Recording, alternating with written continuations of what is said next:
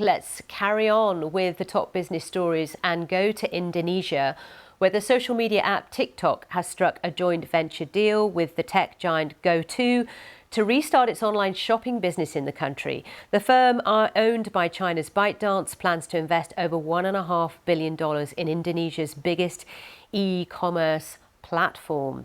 Well, let's talk to Katie Silver about this. She's in our Asia Business Hub. Hello to you, Katie. So TikTok on the move. Tell us more.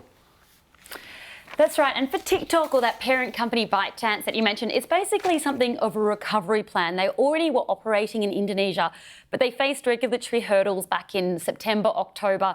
And this is their way of trying to get back into this very big market. So as you mentioned, it's a joint venture with GoTo, and they are basically something of an Uber here in Southeast Asia, particularly here in Singapore.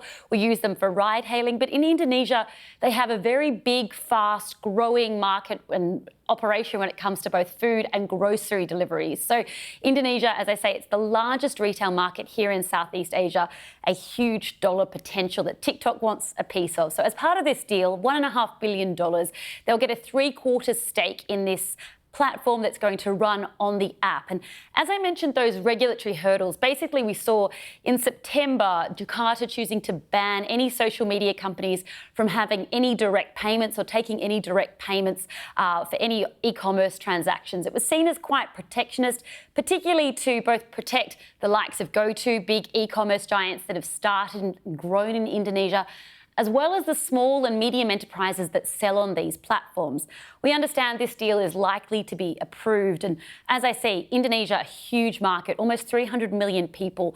And for TikTok or Bytedance, it's really seen as a practice ground for their TikTok shop, their attempt to diversify away from just making money from social media and moving into e-commerce. What they want to see is success in Indonesia, success in Southeast Asia, and that they might then take this model and operate it in, for example, the US as well as Europe.